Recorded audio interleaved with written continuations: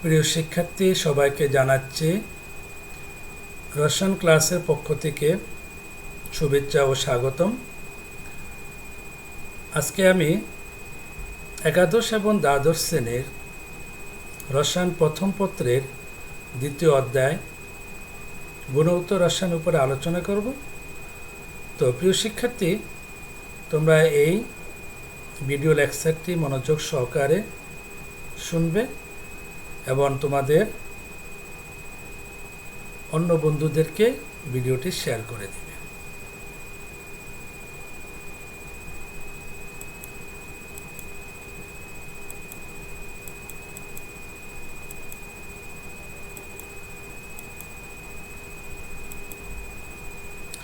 তো প্রিয় শিক্ষার্থী, তোমরা অনেকেই এসএসসি পর্যায়ে পরমাণুর বেশ কয়েকটি মডেল পড়েছ। একটি মডেল ছিল ডাল্টনের পরমাণুবাদ। তো ডাল্টনের পরমাণুবাদে তিনি পরমাণু আবিষ্কার করেন। তিনি বলেছিলেন যে পদার্থ অতি ক্ষুদ্র ক্ষুদ্র কণা দ্বারা গঠিত। তো তিনি মৌলিক পদার্থের ক্ষুদ্রতম কণা নাম দিয়েছিলেন সরল পরমাণু এবং যৌগিক পদার্থের ক্ষুদ্রতম কণা নাম দিয়েছিলেন যৌগ পরমাণু। পরবর্তীতে বিজ্ঞানীদের মহলে এই পরমাণুটির আকার কেমন হবে ও ডিজাইনটা কেমন হবে এটা নিয়ে তোমার ব্যাপক তোলপাড় শুরু হয়ে গেল। তো এক্ষেত্রে বিজ্ঞানী রাদারফোর্ড 1911 সালে তিনি পরমাণুটির ডিজাইন তৈরি করলেন। তো তোমরা সেই পরমাণুর রাদারফোর্ডের যে মডেলটি শুনেছ এসএসসি পর্যায় থেকে, যে তিনি বললেন যে পরমাণু অভ্যন্তর ভাগ ফাঁকা। এটি পরমাণু মোট আয়তনের তুলনায় ছোট্ট একটি স্থান আছে যার নাম দিলেন তিনি কেন্দ্র বা নিউক্লিয়াস। তো তিনি বললেন এটি পরমাণুর সমস্ত ভর কেন্দ্র বা নিউক্লিয়াসে পুঞ্জীভূত আছে। এছাড়াও তিনি তার মডেলে উল্লেখ করেছিলেন যে নিউক্লিয়াসের বাইরে ইলেকট্রন আছে এবং ইলেকট্রনগুলো কিভাবে অবস্থান করে এটা বোঝানোর জন্য তিনি একটি সৌরজগতের সাথে তুলনা করে তিনি বলেছিলেন যে সূর্যকে কেন্দ্র করে গ্রহরা যেভাবে ঘুরে নিউক্লিয়াসকে কেন্দ্র করে ঠিক সেভাবে ঘুরে। এখন প্রিয় শিক্ষার্থীরা প্রশ্ন হলো যে রাদারফোর্ড কি করে বুঝতে পারলেন যে পরমাণুর অভ্যন্তর ভাগ ফাঁকা এবং একটি পরমাণুর মোট আয়তনের তুলনায় অতি নগণ্য স্থান আছে, যেটাকে তিনি নাম দিলেন কেন্দ্র বা নিউক্লিয়াস। এবং নিউক্লিয়াস কোন চার্জযুক্ত? ধনাত্মক চার্জযুক্ত। তাহলে আমরা বলতে পারি না এই যে বিষয়টি তিনি আবিষ্কার করলেন, এই আবিষ্কারের পিছনেও আরেকটি আবিষ্কার আছে। সে আবিষ্কারটি হলো নিউক্লিয়াস আবিষ্কার। তিনি কিভাবে করলেন? তো এই বিষয়টি নিয়ে আজকে আমরা আলোচনা করব। তো তোমরা আমার স্ক্রিনে যে ছবিগুলো দেখতেছ নিশ্চয় বুঝতে পেরেছ আমার আলোচনা থেকে, চিত্র থেকে আসলে আমরা রাদারফোর্ডের পরমাণুর মডেল এবং তার এই মডেলটি আবিষ্কারের পিছনে তার যে আরেকটি আবিষ্কার আছে আমরা সে আবিষ্কারটি দেখব। তো সে আবিষ্কারটি হচ্ছে যে আলফা কণা বিচ্ছুরণ পরীক্ষার মাধ্যমে তিনি কিভাবে নিউক্লিয়াস আবিষ্কার করলেন, এই বিষয়টা নিয়ে আমরা আজকে আলোচনা করব। এছাড়াও তার পরমাণু মডেল এবং তার যে ত্রুটি বিচ্যুতিগুলো আছে এগুলো নিয়ে আমরা আজকে দেখব।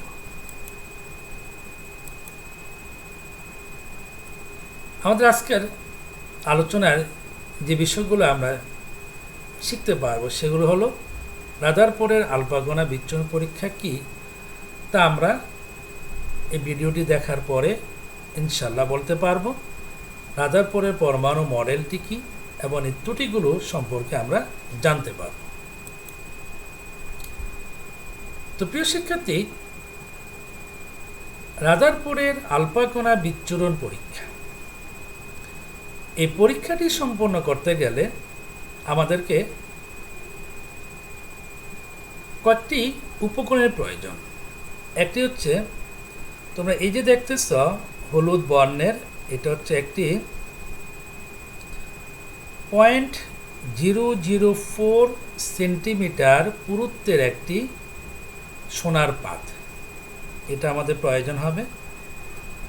তারপরে তোমাদের এখানে আমার প্রয়োজন হবে, এই যে একটি বক্স দেখতে পেরেছ, এটা হচ্ছে একটি লেডের একটা ব্লক, একটা পাত্র। ঠিক এটার ভিতরে দেখো এখান থেকে একটি ছিদ্র আছে, তার ভিতরে আছে একটি তেজস্ক্রিয় মৌল, যেমন এখানে থাকতে পারে রেডিয়াম, ইউরেনিয়াম, যার থেকে স্বতঃস্ফূর্তভাবে আলফা রশ্মি নির্গত হবে। তার মানে আলফা রশ্মির উৎস একটি তেজস্ক্রিয় পদার্থ থাকবে। আর এই যে তোমরা দেখতেছ, এটা হচ্ছে একটি জিঙ্ক সালফাইডের আবরণযুক্ত তোমার একটি পর্দা।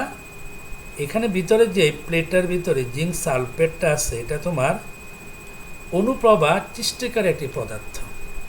তার মানে এটা যখন আলো পড়ে তখন এগুলো স্পুলিং সৃষ্টি হয়, স্পার্ক হয়। স্পার্কগুলো থেকে বোঝা যায় যে কয়েকটি রশ্মিগুলো এখানে তোমার পতিত হলো, এই জিনিসটা এখানে খুব সহজে বোঝা যায়। তো এই চিত্রটি আমরা এখানে দেখলাম যে আমাদের উপকরণগুলোর মধ্যে কী লাগে। এটা হচ্ছে একটা লেডের তৈরি বক্স, তার ভিতরে একটি জায়গা আছে যেখানে আমরা তেজস্ক্রিয় পদার্থ এখানে রাখা হয়েছে। এখানে মাঝখানে সূক্ষ্ম ছিদ্র আছে, ছিদ্রের ভিতর দিয়ে এখানে তোমার কি করবে, তেজস্ক্রিয় রশ্মি আলফাগুলো বিচ্ছুরিত হয়, স্বর্ণের পাত ভেদ করে, এগুলো বিভিন্ন দিকে ছড়িয়ে ছিটিয়ে পড়বে। তো এই হচ্ছে আমাদের উপকরণ। আমরা পরবর্তী স্লাইডে তা দেখতে পাবো। যে দেখো এই যে ভিতরে আছে তেজস্ক্রিয় একটি মৌল, যার থেকে এই যে আমরা দেখাবো এই হচ্ছে আলফা রশ্মি। এই যে তোমার এখানে স্বর্ণের একটি পাত আছে এবং এটা হচ্ছে তোমার একটি জিঙ্ক সালফাইডের আবরণযুক্ত একটি পর্দা এভাবে আমরা রেখে দিয়েছি। এই যে মাঝখানে ছিদ্রটি দিয়ে এই আলফা রশ্মিগুলো যায় তোমার এই স্বর্ণের পাতের উপর পতিত হয়, এগুলো বিভিন্ন দিকে ছড়িয়ে পড়বে। তো দেখো এই যে আলফা রশ্মিগুলো এই যে দেখো স্বর্ণের পাতের উপরে পতিত হলো। তো পতিত হয়ে দেখো এগুলো এইভাবে যে তোমার তারকের চিহ্ন দেখা যাচ্ছে, ওগুলির উপর তোমার এরকম স্পার্ক সৃষ্টি করে, এখানে এখানে পতিত হচ্ছে। তো অসংখ্য আলফা রশ্মি এইভাবে তোমার স্বর্ণের পাত ভেদ করে জিঙ্ক সালফাইডের পর্দায় বিক্ষিপ্ত হলো। এই বিষয়টি আমরা যদি একটু আরও সহজ করে বুঝতে চাই, যে স্বর্ণের পাতের মধ্যে মনে করো অসংখ্য হাজার হাজার কোটি কোটি তোমার পরমাণু আছে। ওই পরমাণুর একটিকে আমরা এরকম ঝুম করে দেখালাম, এটি হচ্ছে সেই জিঙ্ক সালফার আবরণযুক্ত পর্দা। দেখো তো এখানে দেখো আমরা এখানে এই যে নিউক্লিয়াস, তারপরে যেগুলো ইলেকট্রন আমরা দেখাচ্ছি, দেখো এই দেখো এগুলো হচ্ছে আলফা রশ্মি। এই রশ্মিগুলো যদি লক্ষ্য করে দেখো, এই যে রশ্মিগুলো কিছু সোজা যাচ্ছে, কিছুই দেখো বাঁকা হয়ে গেছে কিছু, আবার এই একটা দেখো আবার আগের পথে ফিরে গেছে। তো রাদারফোর্ড লক্ষ্য করে দেখলেন যে প্রায় তোমার 99% আলফা রশ্মি সোজা চলে গেছে, 1%-এর মধ্যে দেখা যায় কিছু বেঁকে গেছে এবং কিছু রশ্মি তোমার দেখো আগের পথে এই যে ফিরে আসতেছে। তাহলে তিনি কি পর্যবেক্ষণ করলেন? তিনি দেখলেন যে প্রায় 99% আলফা রশ্মি সোজা চলে গেছে। এই যে দেখো এখন আমরা এখান থেকে দেখা, এই ছবিতে আরও ভালো করে দেখা যাচ্ছে যে এই দেখো এই আলফা রশ্মিগুলো এই যে সোজা চলে গেছে, এই যে দেখো এই সোজা চলে গেছে, এই এটাও সোজা চলে গেল। দেখো এটা এই কোনো একটি মাঝখানের নিরেট কোনো বস্তুর কানিতে লেগে বা কোনায় লেগে এটা বেঁকে গেছে। দেখো আরেকটা রশ্মিও এই দেখো বেঁকে গেছে। আর আরেকটা রশ্মি দেখো, এটা আবার আগের পথে ফিরে এসেছে। তো এখান থেকে যে বিষয় দেখা যায় যে একটু আগে যে আমি বললাম যে প্রায় 99% আলফা রশ্মিগুলো সোজা চলে গেছে, তোমার 2-1টি বাঁকা হয়ে গেছে, আর কিছু আলফা রশ্মি আগের পথে ফিরে গেছে। এখন এখান থেকে রাদারফোর্ড যে বিষয়টা তিনি আমাদেরকে বলতে চাইলেন সেটা হলো, যেহেতু অধিকাংশ আলফা রশ্মি স্বর্ণের পাত অর্থাৎ পরমাণুর অভ্যন্তরে বিনা বাধায় কি করছে, তোমার সোজা চলে গেছে, 2-1টি আলফা রশ্মি বেঁকে গেছে, কিছু আলফা রশ্মি আগের পথে ফিরে এসেছে, এখান থেকে বোঝা যায় যে পরমাণুর অভ্যন্তর ভাগটি হচ্ছে তোমার কি ফাঁকা। এবার একটি পরমাণুর মোট আয়তনের তুলনায় ছোট্ট একটি নিরেট বা ভরাট জায়গা আছে মাঝখানে, যার কানি কোনায় লেগে কিছু আলফা রশ্মি বেঁকে গেছে এবং যার মধ্যে লেগে আবার আগের পথে ফিরে গেছে। তো এখান থেকে তিনি বলেন যে পরমাণু অভ্যন্তর ভাগ হচ্ছে ফাঁকা। এটি পরমাণু মোট আয়তনের তুলনায় ছোট্ট একটি স্থান আছে, যার নামই হচ্ছে কেন্দ্র বা নিউক্লিয়াস। এবার চলো আমরা দেখি নিউক্লিয়াস যে ধনাত্মক চার্জযুক্ত, এটা তিনি কী করে বুঝলেন। তো এটা বুঝলেন তিনি এইভাবে, দেখো আলফা হচ্ছে আমরা জানি হিলিয়াম 2+ আয়ন, মানে ধনাত্মক চার্জ বিশিষ্ট হিলিয়াম আয়ন, যার ভর হচ্ছে 4, এবং এটি ধনাত্মক চার্জযুক্ত তেজস্ক্রিয় রশ্মি। তো এখন আলফা রশ্মি যেহেতু ধনাত্মক চার্জ বিশিষ্ট, যদি আমাদের নিউক্লিয়াস ঋণাত্মক চার্জ বিশিষ্ট হতো, তাহলে আলফা প্লাস নিউক্লিয়াস যদি মাইনাস হতো, তাহলে আলফা রশ্মিটা নিউক্লিয়াসে কি হতো, তোমার নিউক্লিয়াসে এটা আকর্ষণ করে আটকে যেত। কিন্তু যেহেতু এটা নিউক্লিয়াসে বাধা পেয়ে, দেখো এটা আবার আগের পথে ফিরে এসেছে, এখান থেকে রাদারফোর্ড বুঝতে পারলেন যে আলফা রশ্মি যে চার্জ বিশিষ্ট, তাহলে আমাদের নিউক্লিয়াসটি সম চার্জ বিশিষ্ট, অর্থাৎ আলফা রশ্মি ধনাত্মক চার্জ বিশিষ্ট এবং নিউক্লিয়াসও ঠিক ধনাত্মক চার্জ বিশিষ্ট। এখান থেকে তিনি সিদ্ধান্ত নিলেন যে নিউক্লিয়াস ধনাত্মক চার্জ বিশিষ্ট। এরপর লক্ষ্য করে দেখো, আমাদের এখানে ইলেকট্রনগুলো তোমার দেখো নিউক্লিয়াসের বাইরে অবস্থান করছে, কিন্তু আমরা দেখলাম যে কোনো আলফা যেহেতু ধনাত্মক এবং ইলেকট্রন কি চার্জযুক্ত ঋণাত্মক, কোনো ইলেকট্রনই কিন্তু দেখা যাচ্ছে যে আলফা রশ্মিকে তার যে গতিপথ আছে সেই গতিপথ প্রতিহত করতে পারে না। তার মানে ইলেকট্রনটাকে ভেদ করে আলফা রশ্মিগুলো সোজা চলে গেছে। এর মানেটা হলো যে তাহলে আলফা রশ্মির গতিপথ কেন প্রতিহত করতে পারেনি? তাহলে কি আমরা বলবো যে তোমার পরমাণুর মধ্যে কোনো ইলেকট্রন নেই? দেখো, এই যে দেখো, এই আলফা রশ্মিটি এই ইলেকট্রন ঋণাত্মক চার্জ দেওয়া সত্ত্বেও এটাকে ভেদ করে চলে গেছে।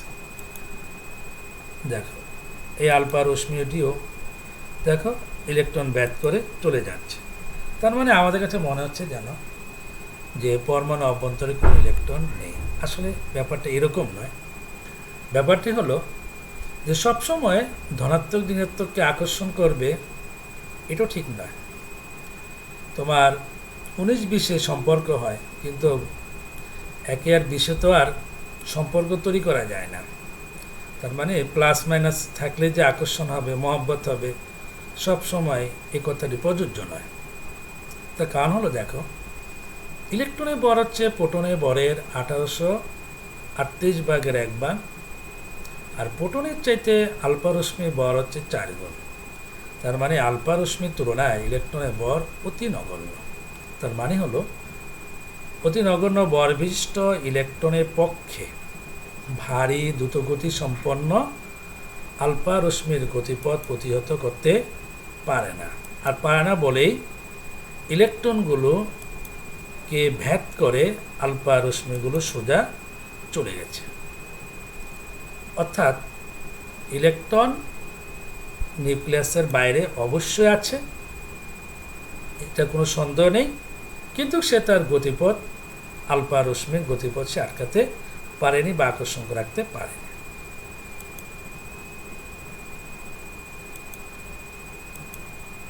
দেখো, তো আমরা এই কথাগুলো এখানে আলোচনা করেছি। তো এরপরে দেখো, এখানে আমরা রাদারফোর্ডের গতিপথের পরিবর্তন হিসাব করে দেখান যে পরমাণু নিউক্লিয়াসে ধনাত্মক চার্জের পরিমাণ মোলের পারমাণবিক সংখ্যার সমান। তার মানে যত সংখ্যক আলফা রশ্মিগুলো নিউক্লিয়াসে বাধা পেয়ে তারা তাদের গতিপথ পরিবর্তন করেছে, ওই সংখ্যাটি নিউক্লিয়াসের ধনাত্মক চার্জের পরিমাণের সমান, আর ওই ধনাত্মক চার্জের পরিমাণটি হচ্ছে তার পারমাণবিক সংখ্যার সমান। তো এখানে আমরা যেটা বলেছি যে আসলে যে পরমাণু অভ্যন্তর বা ফাঁকা এবং পরমাণু মোট আয়তন তুলনায় নিউক্লিয়াসের যে আয়তনটা অতি নগণ্য বলেছি, অর্থাৎ পরমাণু নিউক্লিয়াসের তুলনায় 10,000 থেকে 1,00,000 গুণ তোমার কি বড়। এই আলফা কণা বিচ্ছুরণ পরীক্ষার মাধ্যমে আমরা আরেকটা বিষয় এখান থেকে দেখেছি তার সিদ্ধান্তে, সেটা হলো যে ইলেকট্রনগুলো সচল না নিশ্চল। আমরা সবাই জানি ইলেকট্রনগুলি সচল। ইলেকট্রনগুলো নিউক্লিয়াসকে কেন্দ্র করে অনবরত আবর্তন করে ঘোরে।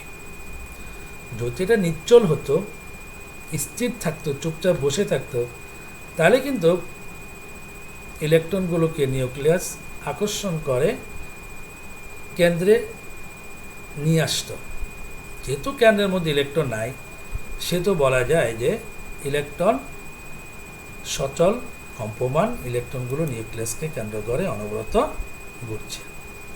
তাহলে আমরা রাদারফোর্ডের আলফা কণা বিচ্ছুরণ পরীক্ষার মাধ্যমে বুঝতে পারলাম যে তিনি কীভাবে নিউক্লিয়াস আবিষ্কার করলেন, এবং নিউক্লিয়াস যে ধনাত্মক চার্জ বিশিষ্ট এটা বুঝতে পারলাম, এবং ইলেকট্রনগুলি সচল না নিশ্চল এটা বুঝতে পারলাম, এবং ইলেকট্রনগুলো নিউক্লিয়াসের বাইরে অবশ্যই অবস্থান করে, কিন্তু ক্ষুদ্র ভর বিশিষ্ট ইলেকট্রনের পক্ষে আলফা কণার গতিপথ সে প্রতিহত করতে পারে না। এই নিউক্লিয়াস আবিষ্কারের মাধ্যমে তিনি তার যে পরমাণু মডেলটি আবিষ্কার করেন, তো সে পরমাণু মডেলটি আমরা দেখব যে এই মডেলটিকে তিনি কী ধারণা দিয়েছেন। 1 নম্বর নিউক্লিয়াসের ধারণা, অর্থাৎ আমরা একটুক্ষণ আগে যে রাদারফোর্ডের যে আলফা কণা বিচ্ছুরণ পরীক্ষা থেকে কি পেলাম, যে একটি পরমাণু অভ্যন্তর ভাগ হলো ফাঁকা। একটি পরমাণুর মোট আয়তনের তুলনায় ছোট্ট একটি স্থান আছে, নগণ্য স্থান আছে, যার নাম হচ্ছে কেন্দ্র বা নিউক্লিয়াস। অর্থাৎ একটি পরমাণুর সমস্ত ভর নিউক্লিয়াসে কি থাকে, পুঞ্জীভূত থাকে। অর্থাৎ নিউক্লিয়াসের ভরই হচ্ছে পরমাণু ভর। তার কারণ হচ্ছে নিউক্লিয়াসে তোমার প্রোটন থাকে, নিউট্রন থাকে, তো এর ভরই হচ্ছে পরমাণু ভর। কারণ ইলেকট্রন ভর হচ্ছে অতি নগণ্য, তাই ইলেকট্রন ভরকে এখানে প্রাধান্য দেওয়া যায়নি। তা আমরা নিউক্লিয়াসের ধনাত্মক চার্জ বিশিষ্ট নিউক্লিয়াসের ধারণা থেকে আমরা এটা পেলাম। নিউক্লিয়াস কি, তার মডেল থেকে আমরা প্রথম স্বীকার্য থেকে আমরা বিষয়টি জানতে পারি। এটা আমরা এখানে একটি বিশাল স্টেডিয়াম দেখানো হলো। এই ফুটবলটি হচ্ছে মনে করো সেই পুরা মাঠের তুলনায় বলটির আয়তন কি ছোটো না বড়, অনেক নগণ্য। তো এই ফুটবলটাকে আমরা যদি নিউক্লিয়াস ধরি, পুরো স্টেডিয়ামটাকে যদি আমরা পরমাণু ধরি, তাহলে আমরা এই বিষয়টা বুঝতে পারব। রাদারফোর্ডের পরমাণু মডেলের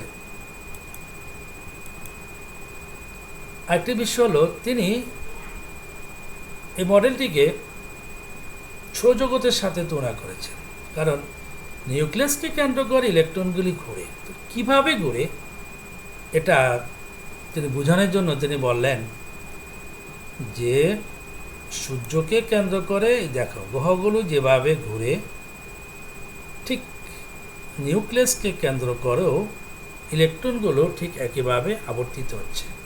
তাই তিনি তার এই মডেলটাকে সৌরজগতের সাথে তুলনা করে এটাকে তিনি নাম দিয়েছেন সৌর মডেল হিসাবে।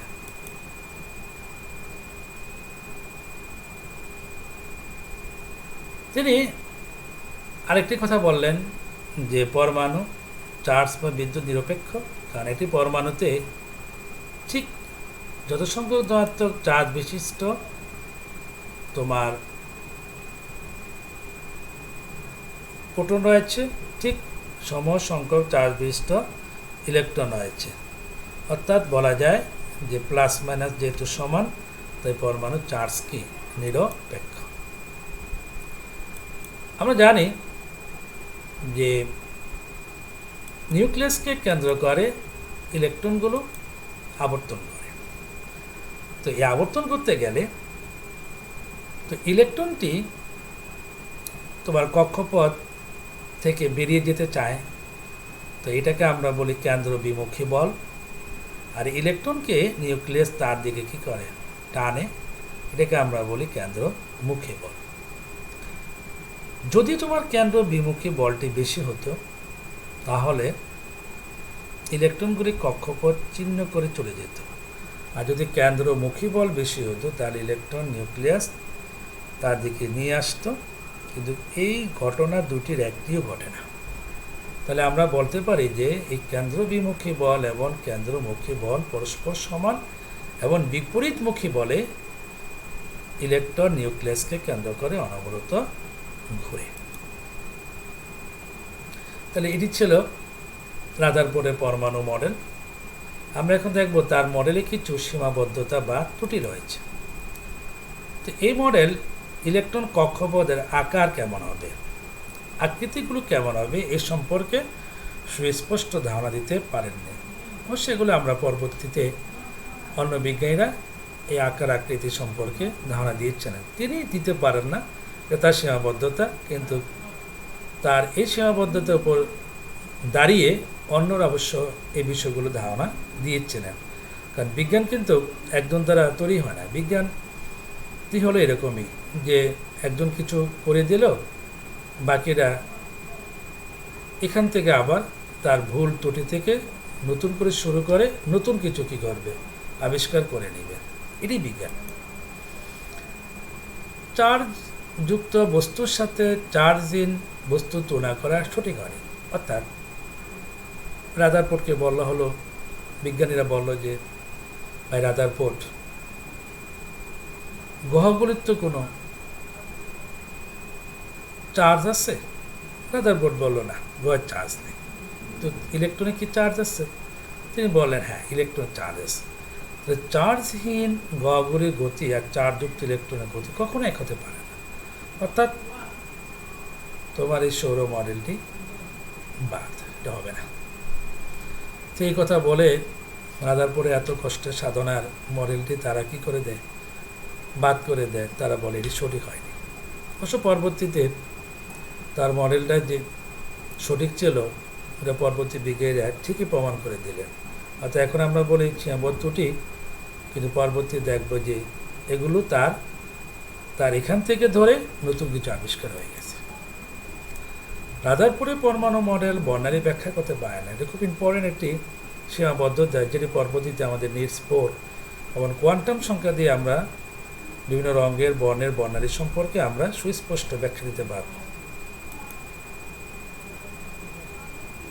বহু ইলেকট্রন বিশিষ্ট পরমাণু ইলেকট্রনগুলো কিভাবে নিউক্লিয়াসকে প্রদক্ষিণ করে এই মডেল এর কোনো উল্লেখ নেই। মানে একাধিক ইলেকট্রন থাকলে ওই ইলেকট্রনগুলো কিভাবে নিউক্লিয়াসকে কেন্দ্র করে ঘুরবে এই মডেল তার ব্যাখ্যা দিতে পারে না। এটি আমরা পরবর্তীতে ব্যাখ্যা অবশ্য দেওয়া হবে অন্য বিজ্ঞানীদের মাধ্যমে।